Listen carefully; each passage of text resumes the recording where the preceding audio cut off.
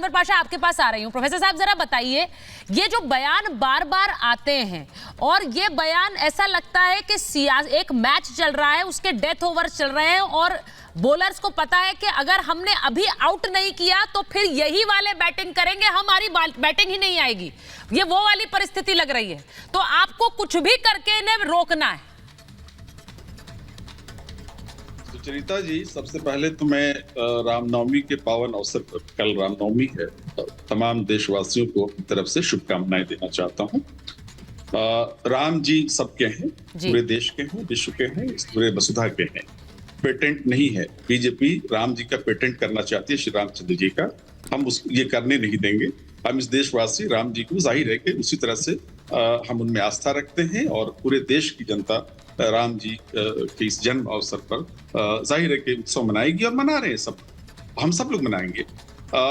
रही बात इन इश्यूज की, तो आप जरा देखिए कि प्रधानमंत्री जी पिछले 10 वर्षों से हमारे देश के प्रधानमंत्री, और प्रधानमंत्री जी किस तरह के इश्यूज को इलेक्शंस में, चुनावी इलेक्शन में उठा रहे।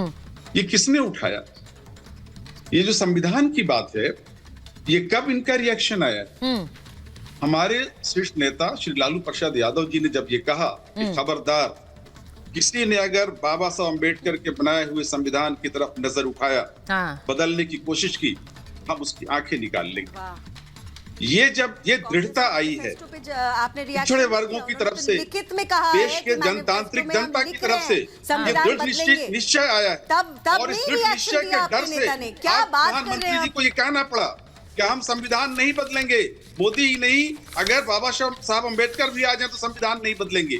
ये किसने कहलवाया? तो आपको नहीं, चलिए मैं मान लेती हूँ लालू जी ने कहलवा दिया, मैं श्रेय ले लीजिए, आप श्रेय लीजिए, कोई और पार्टी को नहीं दे रहे हम आरजेडी को श्रेय दे रहे हैं। आपने बुलवाया है, तो जब बुलवा दिया, जब उन्होंने मंच से कह दिया, तो फिर तो ये बात खत्म हो गई कि संविधान नहीं बदल रहा है। फिर बार बार वही वार क्यों चलता है?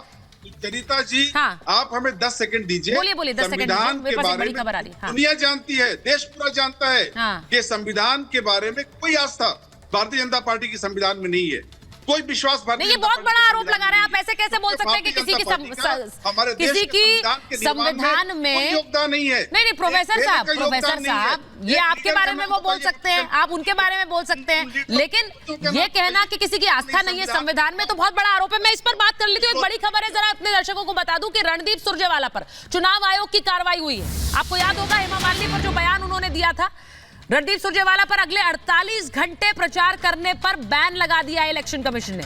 हेमा मालिनी पर विवादित टिप्पणी की थी, उसी मामले में चुनाव आयोग ने कार्रवाई की है कि अब आप 48 घंटे तक किसी तरह से चुनाव प्रचार नहीं करेंगे। अगर आपको बयान याद हो, थोड़ा अभद्र उन्होंने बयान एक हेमा मालिनी पर दिया, जिसके बाद प्रतिक्रिया भी हुई थी, खुद हेमा मालिनी ने उस पर रिएक्ट किया था, और जिस तरह का बयान आया उसके बाद इलेक्शन कमीशन ने अब उस पर कार्रवाई करते हुए 48 घंटे रणदीप सुरजेवाला पर चुनाव प्रचार पर उनके रोक लगाई है। मैं ये बड़ी खबर साथ में बताती जाऊंगी क्योंकि कई खबरें आती रहती हैं। चारू जी, जो बात उन्होंने बोली है मैं उसी पर आ रही हूं। वो कह रहे हैं कि हमने मनवाया है, हमारे बोलने पर प्रधानमंत्री मजबूर हुए कि वो कहे कि संविधान को हम छेड़ नहीं रहे, लेकिन उससे बड़ा आरोप वो लगा रहे हैं कि आप लोगों की आस्था ही नहीं है संविधान में।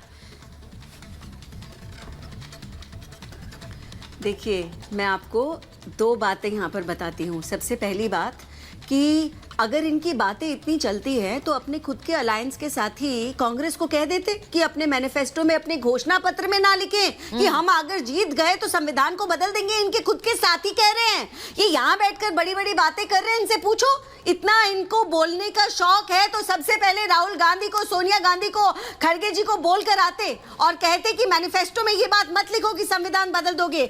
दूसरी बात ऐसी है कि मोदी जी ने अपनी भाषण में ये बात स्पष्ट कर दी कि हमारा संविधान कोई कमजोर चीज नहीं है कि कोई बदल डाले।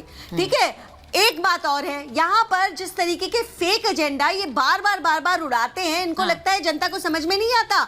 मेरा आपसे सीधा सवाल है, अगर आपको संविधान की चिंता है तो कांग्रेस के मैनिफेस्टो पे आपने खेद क्यों नहीं जताया? आपने क्यों नहीं बोला राहुल गांधी को, खड़गे जी को कि बदल दीजिए, इस पन्ने को ही हटा दीजिए? बताइए मुझे, अब जवाब दीजिए। और यहाँ वहां की बातें मत करिएगा, रिटॉरिक्स में मत घुमाइएगा। स्पष्ट सवाल है, स्पष्ट जवाब दो। प्रोफेसर जी के पास जाऊं। प्रोफेसर साहब बोलिए। ये सभी जानते हैं कि भारतीय जनता पार्टी के एक नहीं दसियों नेता, सांसद, विधानसभा के मेंबर बार बार कहते रहे हैं कि हम संविधान को बदलेंगे। आपके अलायंस हम अगर आए टू मेजोरिटी अगर हमारी आ गई तो हम संविधान को बदलेंगे। कौन कहता है? संविधान ये भारतीय जनता पार्टी कह रहे हैं। मोहन भागवत जी कह चुके हैं कि हम आरक्षण का घोषणा पत्र में कहा है अगर हम जीत गए हम संविधान को बदलेंगे। समीक्षा कराएंगे। अरे आपके साथ ही तो शरिया तक लाने की बातें कर रहे हैं, उन बातों पे हिंट कर रहे हैं। आप उसमें क्यों नहीं फोकस करते? आरक्षण जो है संविधान का हिस्सा है, उसकी समीक्षा करने की बात राहुल गांधी को आपने बताया मैनिफेस्टो से पन्ना निकाल दो। कर्नाटक के आप ही के सांसद है ना। सुनिए, इस वक्त ऐसा लग रहा है, इस वक्त सिचुएशन क्या है, मैं जरा उस पर एक बार बोलना चाह रही हूँ। सुनिए पाशा साहब, एक मिनट रुकिए, चारू जी एक मिनट रुकिए। इस वक्त सिचुएशन ये हो रही है कि साम दाम दंड भेद, कुछ भी करो लेकिन मोदी को रोको। क्या ये सिचुएशन इस वक्त है?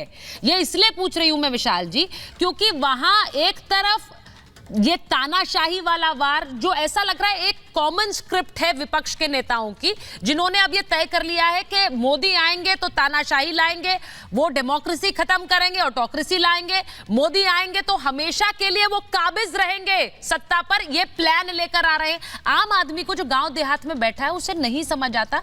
अगर ये बात बार बार कही जाएगी तो ऐसा लगता है कि कुछ छेड़छाड़ ये लोग करेंगे, जिसके बाद ऐसा कुछ हो जाएगा कि नरेंद्र मोदी हमेशा के लिए प्रधानमंत्री हो जाएंगे। क्या ये सोच दिखाने की कोशिश है लोगों को बताने के लिए कि ये बीजेपी आएगी तो ऐसा करेगी?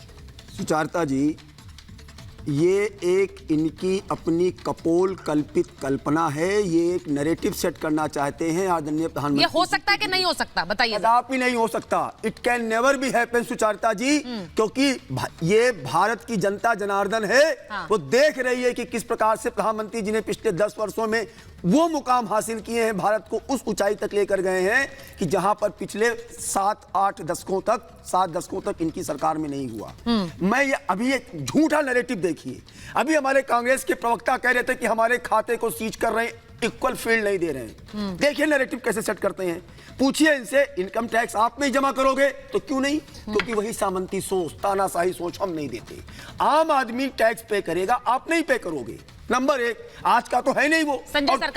और दूसरी बात सुचारता जी, बाकायदा एजेंसी ने यह कहा है कि हम खाता सीज चुनाव तक नहीं करेंगे। देखिएगा, और झूठ बोल के यहां नैरेटिव सेट करते हैं। ये जानते हैं, ये है तानाशाही सोच। अगली बात देखिए, अभी हमारे ये संजू जी मित्र कह रहे थे कि मिलने नहीं दिया जा रहा है, ऐसा क्यों हो रहा है?